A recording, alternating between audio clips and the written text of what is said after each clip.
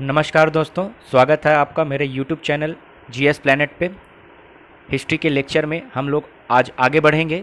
आज का टॉपिक है बुद्धिज़्म यानी कि बौद्ध धर्म। जैसा कि हमने पिछले लेक्चर्स में जैन धर्म पढ़ा था, आज हम लोग बौद्ध धर्म पढ़ेंगे। दोनों का कंपैरिजन भी स्लाइटली देखेंगे और जो है क्या इंपॉर्टेंस है इसके, क्या एग्ज़ाम में क्वेश्चन पूछा जाता है, ये सारे भी देखेंगे। और फॉर्चुनेटली सौभाग्य से आज बुद्ध पूर्णिमा है। महात्मा बुद्ध का जन्म आज ही के दिन हुआ था, इनको ज्ञान प्राप्ति भी आज ही के दिन हुआ था और इनकी मृत्यु भी आज ही के दिन हुआ था, जिसे महापरिनिर्वाण की घटना कहा जाता है।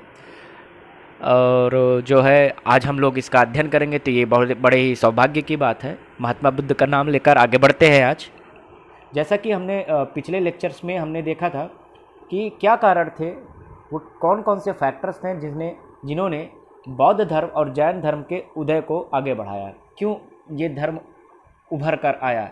उसके हमने 3 कारण देखे थे। पहला कारण था सोशल कारण, सोशल कॉजेस। सोशल कॉज में हमने देखा था किस तरह से सामाजिक असमानता बढ़ती गई चारों वर्णों में, स्पेशली शूद्र और वैश्य को उचित प्रतिष्ठा नहीं मिली, इसलिए ये दोनों वर्ण एक नए रास्ते की तलाश में थे।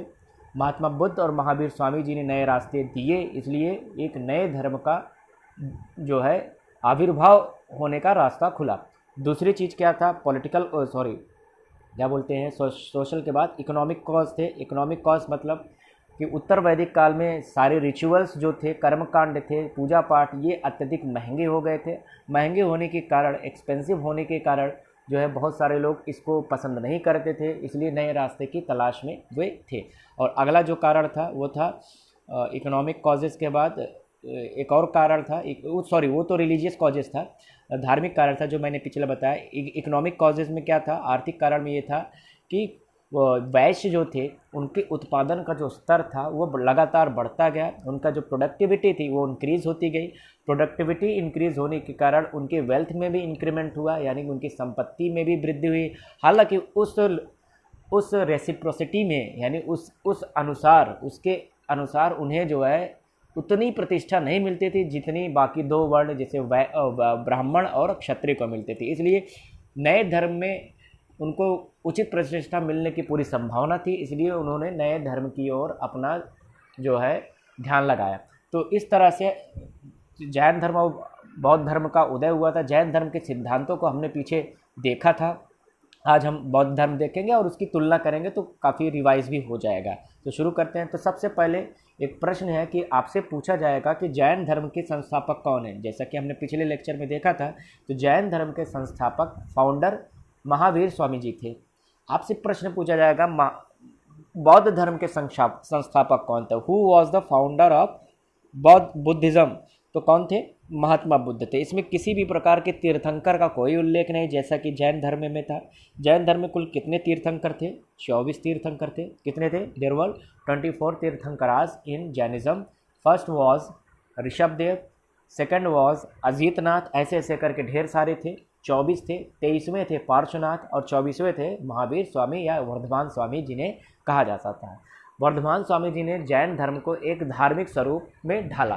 तो उसी तरह से अब देखते हैं बौद्ध धर्म की क्या खासियत है। उससे पहले बौद्ध धर्म की विशेषताओं को देखने से पहले सबसे पहले हमें ये जानना होगा कि महात्मा बुद्ध का जो जीवन था, उनकी जो लाइफ थी, उनकी बायोग्राफी जो है उसको जानना बहुत ज़रूरी है, क्योंकि यहाँ से प्रश्न बनते हैं।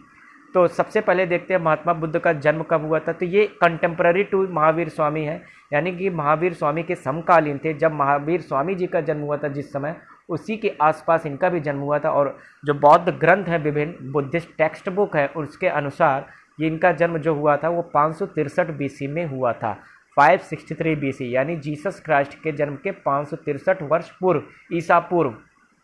हमने ईसा पूर्व पिछले लेक्चर में भी बताया था। अब हर लेक्चर में तो उसे समझा नहीं पाएंगे, अगर जिनको डाउट है तो वो जैनिज़्म का लेक्चर देखेंगे। शुरुआत में ही मैंने उनको बताया हुआ है कि कैसे बीसी और सीई डिवाइड होता है।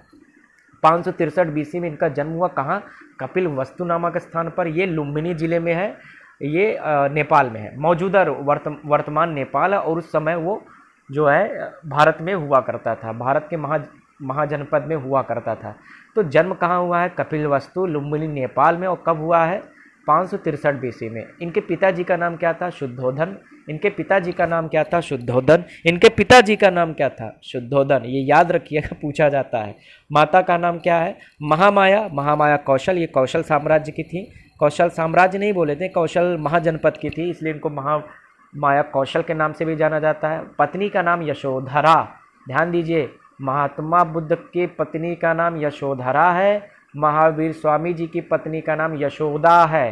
दोनों में सिमिलैरिटी है, तो अक्सर कंफ्यूज हो जाते हैं बच्चे, स्टूडेंट्स गच्चा खा जाते हैं। तो याद रखना, अगर कंफ्यूजन हो, धा है। धा कहाँ है? जहाँ बुद्ध है, जहाँ धा है वहीं धा है। यशोधरा, क्लियर है? यशोदा में धा नहीं है, तो ये बुद्ध का नहीं है। समझ में आ रहा है? ऐसे रिलेट करके हम लोग याद कर लेते हैं। तो वाइफ इनकी कौन थी? यशोधरा। इनके पुत्र का नाम राहुल है।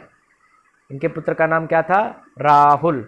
गुरु जी का नाम क्या था? अलार कलाम। ये अलार कलाम जिन्होंने ही इनको मेडिटेशन की शिक्षा दी थी कि आप तपस्या कीजिए, तपस्या से ही सत्य का ज्ञान होगा। अब देखिए, इनकी जो पत्नी का नाम हो गया, पुत्र का नाम, तो ये गृहस्थ जीवन में जी रहे थे, लेकिन 29 वर्ष के जब ये आए, जब ये यहाँ पर ऊपर नीचे हो गया, गृह त्याग कब हुआ था इनका? 29 वर्ष। और महावीर स्वामी जी का कब हुआ था? 30 वर्ष।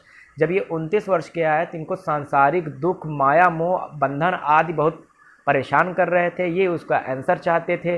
आंसर चाहने के लिए इन्होंने क्या किया? गृह त्याग दिया, घर को त्याग दिया। अभी क्यों त्यागा, ऐसा क्या कारण था, ये सब हमें डिटेल में नहीं जानना है। हमें केवल एग्जामिनेशन पॉइंट ऑफ व्यू से पढ़ना चाहिए चीज़ों को, कहानियों को बहुत ज़्यादा ध्यान नहीं देना चाहिए। सत्य की खोज के लिए, सच्चे ज्ञान की खोज के लिए इन्होंने घर त्याग दिया। और अलार कलाम जी ने इनको बोला था मेडिटेशन कीजिए। If you want to know the real truth then you have to meditate. अगर आपको सच्चे ज्ञान को जानना है तो आपको तपस्या करनी होगी। और तपस्या क्या, हमने आपको पिछले लेक्चर में भी बताया था। तपस्या का अर्थ है कि सच्चे ज्ञान के पीछे पड़ जाना।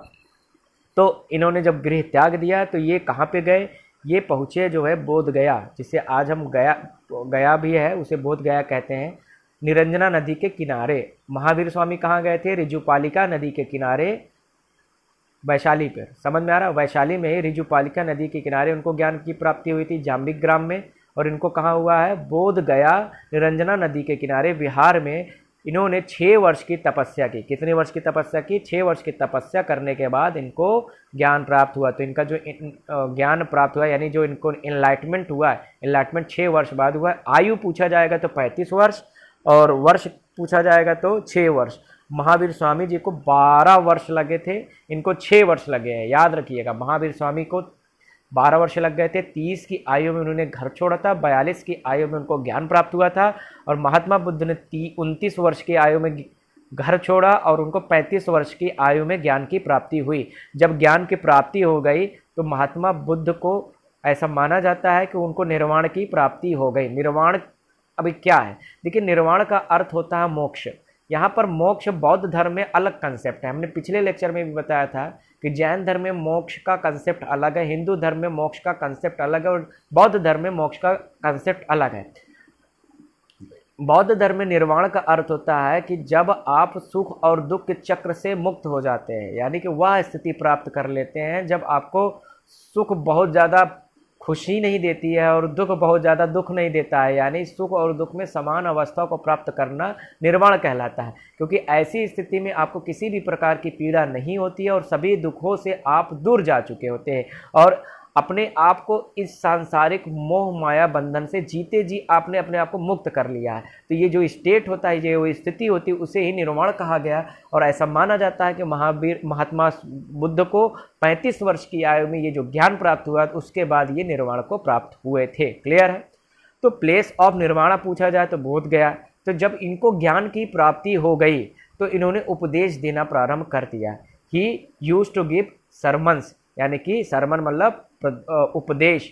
इन्होंने जो पहला उपदेश दिया वो सारनाथ उत्तर प्रदेश में दिया। ये एग्जाम में पूछा जाता है, प्रश्न पूछा जाएगा, महात्मा बुद्ध ने अपना पहला उपदेश कहाँ दिया था? तो कहाँ दिया था? सारनाथ, ये वाराणसी जिले में है, उत्तर प्रदेश में। अब इन्होंने जब उपदेश देना प्रारंभ किया तो इनके ढेर सारे शिष्य थे। उसमें जो 5 सबसे महत्वपूर्ण शिष्य कभी कभी एग्जाम में पूछ लिया जाता है, उनके नाम है, याद कर लीजिएगा। श्रीपुत्ता, क्या नाम है?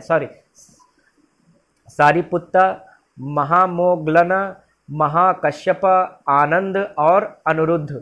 ध्यान दीजिए, ये जो आनंद है ये सबसे ज़्यादा एग्जाम में पूछा जाए। इनके सबसे प्रिय शिष्य कौन थे? आनंद थे।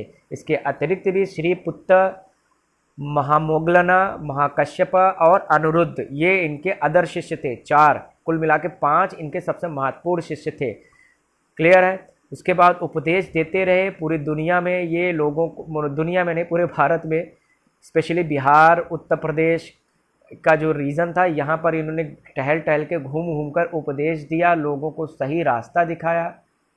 इनका विरोध भी बहुत हुआ तत्कालीन, क्योंकि उन्होंने ब्राह्मणवाद पर चोट किया था। ब्राह्मणवाद अर्थात जो पुरोहितवाद था, ब्राह्मण जिसको बहुत ज़्यादा डोमिनेट कर रहे थे सोसाइटी को, उसको चुनौती दी, वेदों को चुनौती दी। और उन्होंने 2 लोगों को बताया है कि जो वेदों में लिखा हुआ है वो सत्य नहीं है, सब कुछ सत्य नहीं है, सत्य कुछ और है। और उसके लिए इन्होंने बताया, इन्होंने ये भी नहीं कहा कि आप मुझे फॉलो करो, इन्होंने कहा अपदीपो भवा।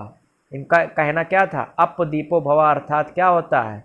अपना प्रकाश स्वयं बनो। कोई अगर कुछ भी बोल रहा है तो उसे उसी तरह मत मानिए, क्योंकि इनका कहना यही था कि जानना अहम है, बिना जाने मानना वहम है। क्लियर है? तो अपना प्रकाश स्वयं बनिए। कोई किसी ने कुछ बताया तो उसको एनालाइज कीजिए, विश्लेषण कीजिए और अपने तर्कों के साथ सत्य पर पहुंचने का प्रयास कीजिए, तब आप सत्य के पास पहुंचेंगे। किसी ने बता दिया और आपने मान लिया तो जरूरी नहीं है कि आप सत्य के पास पहुंचे। क्लियर है? तो इनकी कई सारी शिक्षाएं थी, उनमें से एक ये भी थी, आगे हम देखेंगे। और इनका जो डेथ हुआ, इनकी जो मृत्यु हुई है वो भी बुद्ध पूर्णिमा को हुई है, एट द एज ऑफ 80। कहाँ पर? कुशीनगर, उत्तर प्रदेश में, 463 BC में। तो ये था महात्मा बुद्ध के जीवन के बारे में कुछ महत्वपूर्ण घटनाएं, कुछ उनके। एक और एग्जाम में जो पूछा जाता है, most important events of Buddha, मतलब महात्मा बुद्ध के जीवन की सबसे महत्वपूर्ण जो घटनाएं हैं, महात्मा बुद्ध की इन घटनाओं को बौद्ध ग्रंथ में अलग अलग नाम और प्रतीकों से दर्शाया गया है। वो जो नाम है, वो जो प्रतीक है, सिंबल है, ये अक्सर एग्जाम में पूछ लिए जाते हैं। जैसे कि पहली घटना है जन्म। जन्म को किस सिंबल से दर्शाया जाता है बौद्ध ग्रंथों में? तो ये बुल यानी कि सांड, लोटस यानी कमल, एलिफेंट यानी कि हाथी, यानी सांड, कमल, हाथी का जन्म हुआ। ऐसे याद रखिएगा, सांड, कमल, हाथी का जन्म हुआ, घर से लेकर घोड़ा भागा। तो याद रहेगा, जब गृह त्याग इन्होंने 29 वर्ष की आयु में की, तो बौद्ध ग्रंथों में उसे घोड़े के दृश्य से, घोड़े के प्रतीक से दर्शाया गया है। और इस घटना को कहा गया महाभिनिष्क्रमण। बहुत ही इंपॉर्टेंट है, खूब एग्जाम में पूछा गया है, ढेर सारी बार, बहुत बार एग्जाम में पूछा गया है, करोड़ों बार पूछा गया है अलग अलग एग्जाम में। महाभिनिष्क्रमण महात्मा बुद्ध के जीवन से संबंधित कौन सी घटना है? तो गृह त्याग यानी रेनन्सिएशन, ज्ञान प्राप्ति, ज्ञान प्राप्ति एनलाइटमेंट की को हम किस घटना के नाम जानते हैं? निर्वाण, अभी हमने डिस्कस किया। और ये किससे दर्शाया जाता है? ये बोधि वृक्ष से दर्शाया जाता है। अभी हमने जो ये आपने ये इमेज देखी, ये जो वृक्ष आपको दिख रहा है, ये बोधि वृक्ष है। तो महात्मा बुद्ध को जो ज्ञान प्राप्ति हुई थी, इसको बौद्ध ग्रंथों में बोध वृक्ष से दर्शाया जाता है, ये उसका प्रतीक है। और इन्होंने जब पहला उपदेश दिया तो उसे बौद्ध ग्रंथ में धर्म चक्र प्रवर्तन कहा गया। धर्म चक्र प्रवर्तन मतलब अब धम्म की ओर हम लोग क्या करेंगे? प्रवेश करेंगे, क्योंकि महात्मा बुद्ध ने उपदेश देना शुरू किया है। क्योंकि महात्मा बुद्ध ने जो धर्म बताया था उसे धम्म कहा जाता था। धम्म और धर्म में अंतर क्या है? धम्म पाली लैंग्वेज में कहा जाता था और धर्म संस्कृत में कहा जाता था। तो उसे आज हम धर्म के नाम से जानते हैं, लेकिन उन्होंने जो बताया था उसे धम्म कहा गया। अशोक का भी अपना धम्म होगा, जो बौद्ध धर्म का अनुयायी था। आगे देखेंगे तो धर्म चक्र प्रवर्तन, और इसको चक्र यानी व्हील से प्रदर्शित किया गया। और जब इनकी मृत्यु हुई उसे महापरिनिर्वाण कहा गया और इसे स्तूप से दर्शाया जाता है। अब आपके दिमाग में आया होगा स्तूप क्या है? तो स्तूप एक बौद्ध संरचना होती है, एक बौद्ध वास्तुकला है, आर्किटेक्चर है। 3 प्रकार की चीज़ें होती है बौद्ध, अगर बौद्ध स्थापत्य कला की बात करें तो इसमें 3 चीज़ होती है। पहली होती है स्तूप, जो कि ये आपको ये दिख रहा है, ये सांची के स्तूप आपने नाम सुना होगा। चौखंडी का स्तूप उत्तर प्रदेश में है, सारनाथ का स्तूप है, अमरावती स्तूप है। तो भारत में बहुत सारे स्तूप हैं और ऐसा माना जाता है इतिहासकारों के अनुसार कि अशोक के समय 84,000 स्तूप थे भारत में। लेकिन उसके बाद के शासक विशेषकर पुष्यमित्र शुंग ने स्तूपों को नष्ट किया, ऐसा इतिहासकारों के अनुसार है। इसके प्रमाण हैं कि नहीं है, इसको प्रमाणित किया गया है, वो उसके चक्कर में मत पड़िएगा, ऐसा कहा जाता है। तो स्तूप जो थे ये क्या थे? ये बौद्ध धर्म के उपासना के केंद्र होते थे। यहाँ पर क्या होते थे, यहाँ पर महात्मा बुद्ध के अवशेष रखे गए हैं। क्या रखे गए हैं, उनके अवशेष, जैसे कहीं पर दांत रखे गए, कहीं पर बाल रखे गए, कहीं पर उनकी अस्थियाँ रखी गई, और उनके अस्थियों को अलग अलग जगह पर जो भेजा गया, वहीं पर स्तूप की रचना कराई गई। और जो स्तूप होता है, ये अंडाकार पूरा छत होता है, ये बीच में हर्मिका होती है, ये प्रदक्षिणा पथ होता है, ये अलग अलग इसके स्ट्रक्चर की विशेषताएं होती है। वो इतना डेप में आपसे नहीं पूछे जाएंगे, लेकिन आपसे पूछा जाए स्तूप किस प्रकार का स्थापत्य कला की निशानी है, तो ये एक बौद्ध धार्मिक स्थान है, एक बुद्धिस्ट रिलीजियस प्लेस है। इसके अतिरिक्त क्या होता है, इसके अतिरिक्त होता है विहार। ये क्या है, विहार। विहार क्या होता था, जो पत्थर की गुफाएं होती थी, पत्थरों को काट कर गुफा बना दिया जाता है, जिसमें बौद्ध जो भिक्षु होते थे, जो बुद्धिस्ट मॉन्क यानी साधु महात्मा होते थे, वो अपना निवास स्थान था उनका, वो यहाँ पर निवास करते थे। और एक महत्वपूर्ण है चैत्य। चैत्य क्या होता था, ये प्रार्थना केंद्र होता था। क्या होता था, यहाँ पर बैठ के बौद्ध जो उपासक होते थे, फॉलोवर होते थे, यहाँ पर वर्शिप करते थे, उपासना करते थे। तो स्तूप क्या है, समझ में आया। विहार क्या है, ये बौद्ध भिक्षुओं का निवास स्थान, और ये प्रार्थना स्थल है, प्रेयर हाउस है। क्लियर है। तो ये कुछ बौद्ध धर्म के से संबंधित कुछ इमारतें हैं जो एग्जाम में पूछी जाती है। अब बात करते हैं टीचिंग्स ऑफ बुद्धा, यानी महात्मा बुद्ध की शिक्षाएं। क्या, महात्मा बुद्ध की शिक्षाएं देखने जा रहे हैं, बहुत ही ध्यान से सुनिएगा, थोड़ा सा टेक्निकल है। तो सबसे पहले शिक्षा इन्होंने जो दी वो थी त्रिरत्ना। क्या, त्रिरत्न, याद करिए, जैन धर्म में भी त्रिरत्न थे। महावीर स्वामी जी ने भी 3 रत्न दिए। कौन, आचरण, ज्ञान और दर्शन। सम्यक आचरण, सम्यक ज्ञान और सम्यक दर्शन। राइट कंडक्ट, राइट नॉलेज और राइट विजन।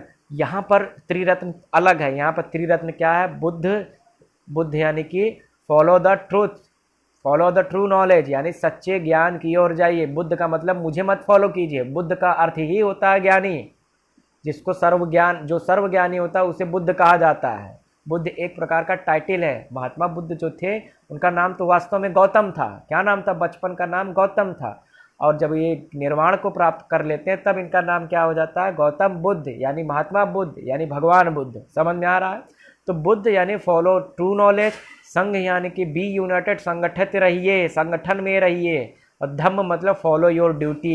यहाँ पर धम्म का अर्थ है अपने कर्तव्य का पालन कीजिए, जो आपका कर्तव्य है उसे निभाइए। हिंदू धर्म या हिंदू से संबंधित जैन धर्म, बौद्ध धर्म है, यहाँ पर धम्म यानी धर्म का अर्थ ये नहीं होता उपासना पद्धति जो आज मौजूदा, जिसे हम इंग्लिश में रिलीजन कहते हैं, ये एक वे ऑफ लाइफ है। लेकिन हमारे यहाँ धर्म का अर्थ क्या होता था, ये ड्यूटी है, कोड ऑफ कंडक्ट है, लोगों को करना ही पड़ेगा। आगे बात करते हैं त्रिरत्न के अलावा जो अगला इंपॉर्टेंट चीज़ है वो है चत्वारि आर्यानि सत्या, यानी 4 नोबेल ट्रुथ। क्या, चत्वारि आर्यानि सत्या महात्मा बुद्ध के द्वारा बताया गया सबसे महत्वपूर्ण सिद्धांत है। इसमें इन्होंने लोगों को बताया कि 4 आर्य सत्य हैं। 4 आर्य सत्य का मतलब समझ में आ रहा है कि यही सत्य है, बाकी सब मिथ्या है। बाकी सब मिथ्या का मतलब क्या, मिथ है। मिथ मतलब जो सत्य दिखाए, सत्य प्रतीत हो लेकिन सत्य ना हो। जैसे आप और मैं, या जो भी जीवन चल रहा है, ये सब मिथ्या है, क्योंकि आज है कल नहीं रहेगा। लेकिन कुछ चीज़ें हैं जो कल थी, आज हैं और कल भी रहेंगी। वो क्या है, पहली चीज़ उन्होंने बताया दुख। जब तक संसार है तब तक दुख रहेगा, यानी संसार दुखों से भरा हुआ है। The life is full of sorrow. जब तक जीवन होगा मनुष्य का, दुख आपका नहीं खत्म होगा, ये आपको मान के चलना है। तो क्या दुख जो ये है, इसका कारण क्या है, आखिर क्यों दुख सर्वथा बना रहता है। तो इन्होंने बताया दूसरा चीज़, दूसरा सत्य जो बताया, दुख समुदाय। दुख समुदाय का अर्थ होता है सभी दुखों का मूल कारण तृष्णा है। The fundamental cause of all sorrow is desire. Desire का मतलब क्या होता है, तृष्णा। तृष्णा मतलब अतिरिक्त प्राप्त करने की इच्छा। जैसे तृष्णा, आप देखिए, एक होती है आवश्यकता, आवश्यकता मतलब नीड, और एक होती है डिज़ायर, दोनों में अंतर है। जैसे आपको भूख लगी है, आपको भूख लगी तो भोजन मिले, तो ये आपकी प्रकृति है। प्रकृति मतलब ये आपका नेचर है, भैया आपको खाना ही पड़ेगा, ये आपकी ज़रूरत है, भोजन करना है। लेकिन अगर आप ये सोच रहे हैं मस्त पकवान मिले, पूरी मिले, कचौड़ी मिले, खीर मिले, मिठाई मिले, या चाइनीज़ मिले, कॉन्टिनेंटल मिले, अलग अलग आजकल के डिशेस हैं वो मिले, तो ये आपकी तृष्णा है, क्योंकि वो आपकी ज़रूरत नहीं है, ज़रूरत भोजन की है। तृष्णा क्या है? भोजन, ये मुझे मिलना चाहिए। समझ में आ रहा है? तो तृष्णा ही दुख का कारण है। अब आप सोच रहे हो आज बहुत मस्त भूख लगी है, आज फर्स्ट क्लास जाएंगे, मैकडी में बर्गर खाएंगे, डोमिनोज में पिज़्ज़ा खाएं, और लॉकडाउन चल रहा है, लॉकडाउन में आप बाहर जा नहीं सकते, तो क्या है, आपको दुख होगा, अरे आज काश खुला होता तो बढ़िया हो जाता। लेकिन अगर आपको भोजन, केवल आप इस वक्त भूख लगी भोजन कर लेते हैं, जो मिले खा लूँगा, तो आपको दुख नहीं होगा। समझ में आ रहा है? तो तृष्णा ही दुखों का कारण है। तो क्या ये दुख दूर नहीं होगा? तो इन्होंने तीसरा जो सत्य बताया, दुख निरोध, यानी दुख का निवारण, सोल्यूशन ऑफ दुख, सोल्यूशन ऑफ सॉरो क्या है? तो उन्होंने बताया सभी दुखों को दूर करने का एकमात्र रास्ता है अष्टांगिक मार्ग, 8 नोबेल पाथ या 8 फोल्ड पाथ। ये क्या है आगे हम देखेंगे। इन्होंने कहा अगर कोई भी व्यक्ति अष्टांगिक मार्ग यानी 8 मार्ग पर चलेगा तो उसे दुख नहीं होगा। क्यों? क्योंकि 8 मार्ग पर चलने से तृष्णा जो है उसका नाश हो जाएगा, क्योंकि जब तक तृष्णा यानी डिज़ायर को आप मारोगे नहीं तब तक आपका दुख दूर नहीं होगा। तो क्या 8 मार्ग पर चलने से दुख दूर होगा? बिल्कुल होगा। इन्होंने कहा चौथा स्टेट जो बताया, चौथी अवस्था बताई, दुख निरोध गामिनी प्रतिपदा। दुख निरोध गामिनी प्रतिपदा का अर्थ होता है दुख का संपूर्ण नाश। आप समझिए, दुख होगा, दुख का कारण तृष्णा, तृष्णा दूर कैसे होगा? अष्टांगिक मार्ग अपनाइए, और अष्टांगिक मार्ग अपनाने पर दुख का नाश हो जाएगा। दुख का नाश मतलब उस अवस्था में आप पहुंच जाओगे जब आपको दुख नहीं रहेगा, मतलब सुख और दुख आपकी समान अवस्था हो जाए, यानी आप निर्वाण की स्थिति में आ जाएंगे। तो यही था चत्वारि आर्यानि सत्या। एग्जाम में प्रश्न पूछा जाएगा कि महात्मा बुद्ध के द्वारा बताए गए 4 आर्य सत्यों में निम्नलिखित में से कौन नहीं है? तो ऑप्शन में रहेगा दुख, ऑप्शन में दुख समुदाय, ऑप्शन में रहेगा दुख निवारण, दुख निरोध, और ऑप्शन में रहेगा कुछ और भी, दुख संपत्ति या दुख कुछ भी लिख सकता है। तो समझ में आया, दुख समुदाय, दुख निरोध और दुख निरोध गामिनी प्रतिपदा। आगे बढ़ते हैं। अब अष्टांगिक मार्ग बात कर लेते कि ये 8 मार्ग हैं क्या जिससे आपको दुख दूर हो जाएगा। तो ये 8 मार्ग हैं। सम्यक दृष्टि विश्वास, जिसे हम राइट फेथ कहते हैं, सम्यक संकल्प, ऐसे ऐसे करके ये 8 मार्ग बताए हैं। और इन 8 मार्गों को 3 कैटेगरी में इन्होंने डिवाइड किया, प्रज्ञा, शील और समाधि। प्रज्ञा का मतलब होता है इंट्यूशन, इंट्यूशन का मतलब जो अंदर से आप सोच रहे होते हैं।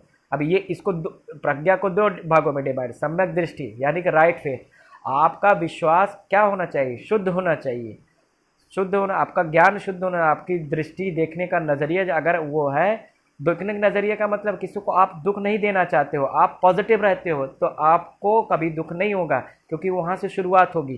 तो आप पहला, ये प्रज्ञा में पहला क्या हो जाएगा? सम्यक दृष्टि। दूसरा क्या? सम्यक संकल्प, राइट रिजॉल्व। संकल्प का मतलब होता है आपने ये प्रतिज्ञा की है कि आप गलत रास्ते पे नहीं चलेंगे, आपको हमेशा ये प्रतिज्ञा करनी होगी। विश्वास रखना होगा कि आपको सही रास्ते पे चलना है, और प्रतिज्ञा करना है कि आपको सही रास्ते पर ही चलना है। यहाँ पर थोड़ा सा डिटर्मिनेशन की बात कर रहा है, तो ये चीज़ है प्रज्ञा। अब दूसरी चीज़ है शील यानी प्रिसेप्ट। प्रिसेप्ट मतलब किसी चीज़ को आप किस तरह से करते हो, कैसी धारणा रखते हो। तो शील की बात कर रहा है वाक। वाक मतलब स्पीच। स्पीच आपको कटु नहीं बोलना है, मीठा, लेकिन मीठा बोलना है, लेकिन ऐसा भी नहीं है कि मीठा मतलब किसी को लुभाने के लिए बोला जाए, सत्य बोला जाए। कटु सत्य चलेगा लेकिन मीठा असत्य नहीं चलेगा। तो आपको बैलेंस यानी संतुलन वाक्य बोलना है, संतुलित वाक्य बोलना है। राइट कर्म, एक्शन आपके क्या होने चाहिए? पवित्र होने चाहिए। आपके कर्म से किसी दूसरे प्राणी का नुकसान नहीं होना चाहिए। तीसरी चीज़ आजीव। आजीव मतलब राइट लाइवलीहुड। लाइवलीहुड का अर्थ होता है जब आप अपने जीवन को आगे बढ़ाने के लिए, सर्वाइवल के लिए क्या करते? आर्थिक क्रिया करते, इकोनॉमिक एक्टिविटी करते हो, उसे ऑक्यूपेशन यानी व्यवसाय कहा जाता है। व्यवसाय को लाइवलीहुड यानी आजीविका भी कहा जाता है। आपके जो आजीविका के साधन हो वो भी पाप मुक्त होने चाहिए। तीसरा ये था। और चौथा क्या था? राइट व्यायाम, राइट एफर्ट, सम्यक व्यायाम। इसके लिए क्या है कि हर जो उपरोक्त ये 5 चीज़ बताए गए, इसको प्राप्त करने के लिए आपको लगातार प्रयास करना चाहिए। यहाँ प्रयास को ही व्यायाम माना गया है। लगातार प्रयास करना है। प्रयास करना है मतलब एक्सरसाइज, एक्सरसाइज से ही व्यायाम होता है। समझ में आ गया? अब तीसरी चीज़ जब ये रहता है तो तीसरी स्थिति मिलेगी सम्यक स्मृति, राइट रिमेम्बरेंस। राइट रिमेम्बरेंस का मतलब ध्यान लगाना। अपने आप को जब आप ध्यान लगाएंगे तो चित्त पर नियंत्रण रख पाएंगे। समझ में आया? क्योंकि ये जो शील है या प्रज्ञा है ये प्रभावित कब होगी, जब आपका मन असंतुलित रहेगा, आप इधर उधर में भटक रहे हैं तो ये नहीं हो पाएगा। इसलिए आपको स्मृति पर ध्यान देना है, चित्र को एकाग्रचित्त करना है, कंट्रोल करना है, और जब ये कर लेंगे तो आपका कंसंट्रेशन बहुत ही अच्छा होगा, यानी समाधि। तो ये कुछ 8 चीज़ें हैं, विश्वास, संकल्प, वाक, कर्म, आजीव, व्यायाम, स्मृति और समाधि। ध्यान दीजिए एग्ज़ाम में जो ये अष्टांगिक मार्ग है इसमें ट्विस्ट करने के लिए महावीर स्वामी जी के जो वो त्रिरत्न थे वो इसमें जो है मिक्स करने की कोशिश करता है, ट्विस्ट करने की कोशिश करता है। तो आपको कैसे याद रहा, हमने आपको बताया था आज्ञा दे। आज्ञा दे क्या था, ये महावीर स्वामी के त्रिरत्न थे, आचरण ज्ञान और दर्शन। क्या इसमें कहीं पर भी आचरण ज्ञान दर्शन है? नहीं है। तो आचरण ज्ञान दर्शन के अलावा जितने सम्यक हैं वो सब महात्मा बुद्ध के हैं। समझ में आया? ऐसे याद कर लो, अगर ये याद होता ठीक है, नहीं याद होता है सम्यक आचरण ज्ञान और दर्शन के अलावा जितने सम्यक हैं वो सब महात्मा बुद्ध के हैं। अब ये बात ध्यान दीजिए, ये 8 मार्ग पर अगर आप चलते हो तो आप कहाँ पहुँचोगे, आप चौथी अवस्था में प्राप्त कर जाओगे, यानी दुख निरोध गामिनी प्रतिपदा, यानी आपके दुख का नाश हो जाएगा। अब समझ में आया? क्लियर है? अब इन्होंने जो बताया, अब ये जो ध्यान दीजिए, ये जो 8 मार्ग इन्होंने बताया बड़ा ही ये एक्सट्रीम है। एक्सट्रीम का मतलब है कि बड़े क्या इतना आसान है उस पर चलना? बिल्कुल नहीं। तो इन्होंने मध्यम मार्ग बताया महात्मा बुद्ध ने, और इनके जो ये मध्यम मार्ग है, मिडिल पाथ है, मिडिल वे है, ये बहुत ही ज़्यादा पॉपुलर हुआ। कैसे समझते हैं? तो ये मध्यम मार्ग है क्या? मध्यम मार्ग मतलब होता है अवॉइडेंस ऑफ 2 एक्सट्रीम्स, मतलब 2 अति मतलब समझ रहे हो, एग्जाम्पल से समझ में आएगा। 2 अतियों के बीच में रहना। अब अति का मतलब जैसे कि एक गुण है सत्य, एक वर्च्यू है जिसे हम कहते हैं truth. Truth is a virtue, यानी सत्य बोलना एक गुण है। अब हमेशा सत्य बोलना, हर परिस्थिति में सत्य बोल रहा हो तो वो एक्सट्रीम हो जाएगा ना। अब जैसे आपके घर में क्या है कि जो है कोई शरण लेने आया किसी, तो जैसे मान ली दंगे भड़के हुए हैं, 2 समुदायों के बीच में दंगे भड़के हैं, और आपके यहाँ शरण लेने वाला दूसरे समुदाय का है, और आप ही का समुदाय उस दूसरे समुदाय को मारने पर आमादा है, तो आपके यहाँ शरण लिया। अब आपके समुदाय के लोग आए, आपको बोल रहे हैं भैया यहाँ पर कोई ये फलाना आया था, तो आपने बताया हाँ आया था, तो आपने सत्य बोल दिया ना, यहाँ पर उसकी क्या हो गई, फिर उसको मार दिया जाएगा। तो ये सत्य सही नहीं होगा। तो इन्होंने वही बताया है, टू एक्सट्रीम लेवल पर सत्य नहीं जाना है, प्रैक्टिकल सत्य पर ध्यान देना है। तो हमें केवल जैसे कि ये जो हमें 8 मार्ग इन्होंने बताया है, इसमें एक्सट्रीम को अवॉइड करना है, इसमें हमें प्रैक्टिकल में देखना है। विश्वास का मतलब समझ में आ रहा है, बीच में रहिए। तो मध्यम मार्ग समझ में आ रहा है, जैसे सत्य, और दूसरा क्या है एक्सट्रीम असत्य। अब ये नहीं हमेशा झूठ ही बोलते रहो, बीच में रहिए, सत्य और असत्य के बीच में जो प्रैक्टिकली पॉसिबल हो, जो मानवता के हित में हो, वही आपको करना है। अब जैसे एक गुण है क्या कि जो है मेहनत करना, जैसे कि हार्ड वर्क। अब पता नहीं हार्ड वर्क किए जा रहे अपने शरीर पर ध्यान नहीं दे रहे, तो वो कोई फायदा होगा? बिल्कुल नहीं। अब इसमें सुस्ती भी क्या है, एक गुण है, अवगुण है। तो सुस्ती भी नहीं रखना, तो सुस्ती और मेहनत के बीच में रहना है। समझ में आ रहा है? तो ये है मध्यम मार्ग। तो ये अब समझ में आ रहा होगा कि अवॉइडेंस ऑफ 2 एक्सट्रीम्स। क्लियर है? 2 अतियों के बीच में चूज करना किसका? Middle way. क्योंकि मिडिल वे जब आप फॉलो करेंगे, फॉलो मिडिल पाथ बिटवीन, इससे क्या होगा? ध्यान दीजिए, ये क्या है? सेंसुअल प्लेजर और सीवियर एस्टिसिज्म के बीच में रहना है। यानी आप हमेशा अपने सुख के पीछे भाग रहे हो, वो भी नहीं करना है, और एकदम साधु भी बन जाओगे तो भी नहीं है, कि आपको बीच में रहना है, प्रैक्टिकल लाइफ जीनी है। क्लियर है? और ये करोगे तभी आपको मोक्ष की स्थिति मिलेगी, इन स्टेट ऑफ लिबरेशन।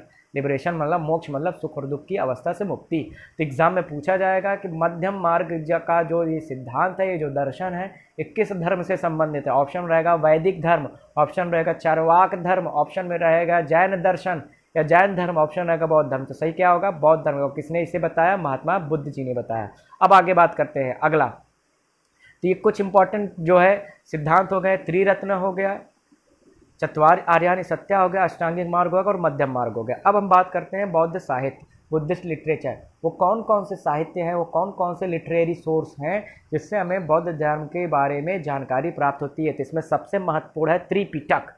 क्या है? त्रिपिटक। पिटक का अर्थ होता है पिटारा, यानी कि बास्केट। तो बास्केट ऑफ 3, समझ में आ रहा है? 3 बास्केट्स। या ध्यान दीजिए, एक और इम्पॉर्टेंट बात है, इस पॉइंट पर ध्यान दीजिए, Buddhist literatures are mostly composed in Pali language. Pali language में बौद्ध ग्रंथ ज़्यादातर लिखे गए हैं। अब जैन ग्रंथ किस में लिखे गए थे? वो प्राकृत में लिखे गए थे। प्राकृत क्या थी? आम बोलचाल की भाषा उस समय। और दूसरी जो अब आम बोलचाल की भाषा थी वो थी पाली। तो पाली और प्राकृत दो जन सामान्य की भाषा थी, और साहित्य की भाषा क्या थी, ब्राह्मणों की भाषा क्या थी, संस्कृत थी। चूँकि ये ब्राह्मणवाद के खिलाफ आया था, पुरोहितवाद के खिलाफ आया था, इसीलिए इन्होंने भी क्या किया, संस्कृत को नहीं अपनाया, इन्होंने पाली लैंग्वेज को अपनाकर ग्रंथ लिखे। तो इसमें सबसे इम्पोर्टेंट ग्रंथ आएगा त्रिपिटक। इसमें 3 पिटक हैं। क्या हैं? 3 पिटक। पहला पिटक है सुत्त पिटक।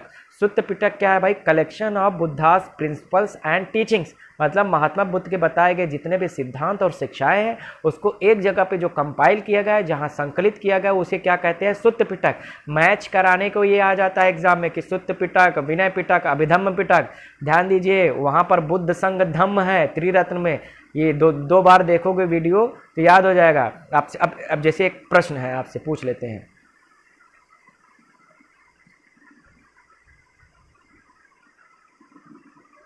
हाँ, एक प्रश्न पूछते हैं, जैसे ऑप्शन ए है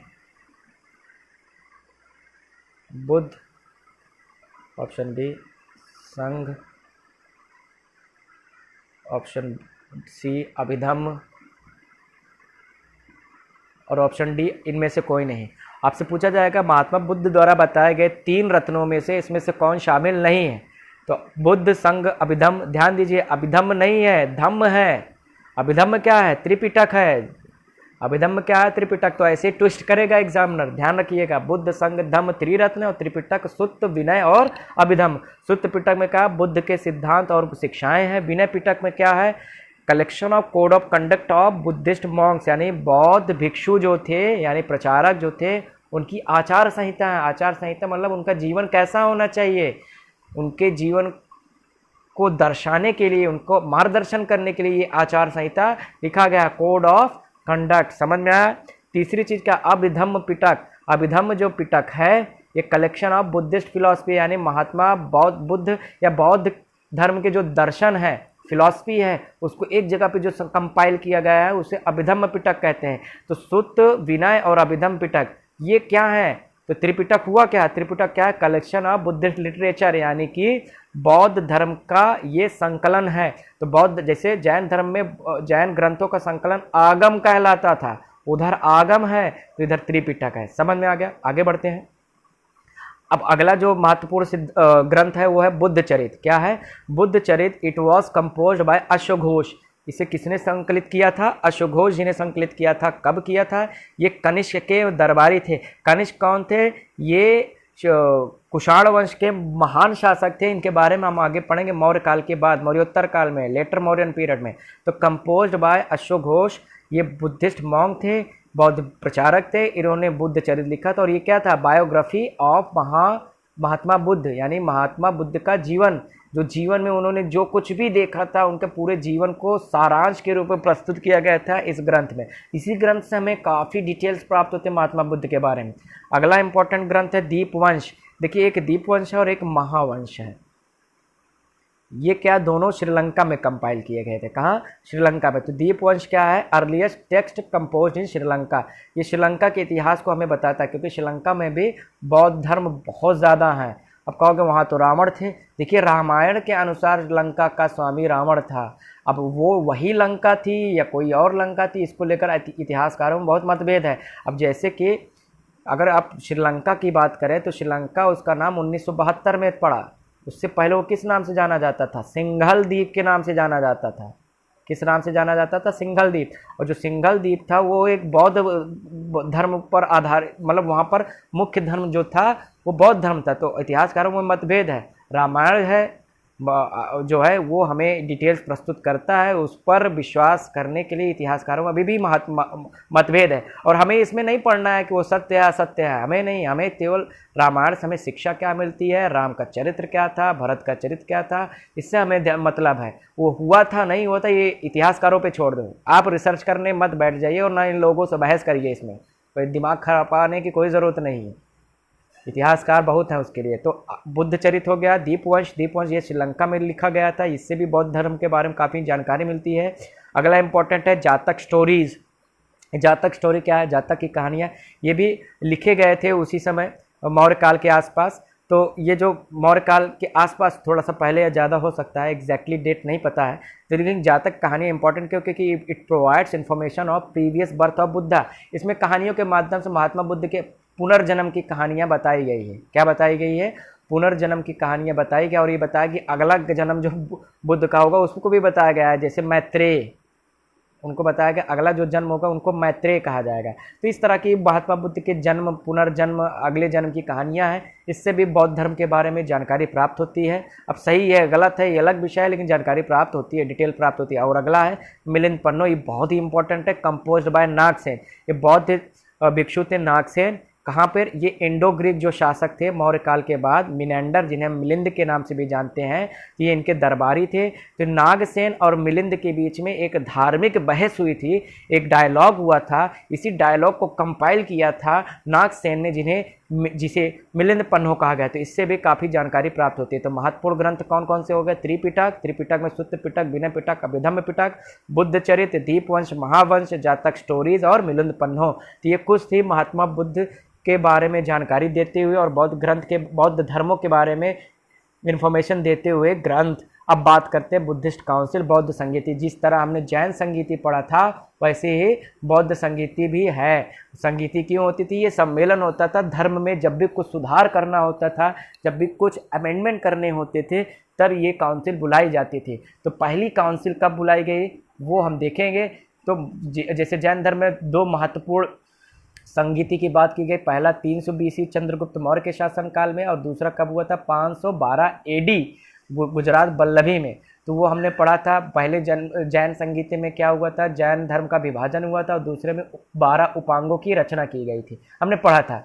अभी आज देखेंगे 4 बौद्ध संगीति हुए। कितने बौद्ध संगीति हुई हैं? 4।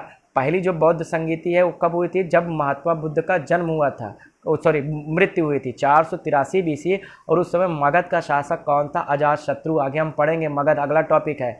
और ये कहाँ हुआ था? राजगीर, क्योंकि राजगीर मगध की राजधानी थी। और इसके जो प्रेसिडेंट थे यानी अध्यक्ष थे, यानी बौद्ध भिक्षु जिनके अध्यक्षता में एक गठित हुआ था, उनका नाम था महाकश्यप। क्या नाम? अच्छा, महाकश्यप लिखा है, सॉरी ये महाकश्यप है। क्या है? महाकश्यप, ठीक है।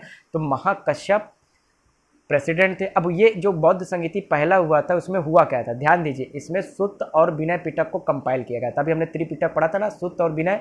सुत्त पिटक जिसमें क्या किया गया था? बौद्ध सिद्धांतों को रखा गया। विनय पिटक जिसमें कोड ऑफ कंडक्ट है बौद्ध भिक्षुओं का।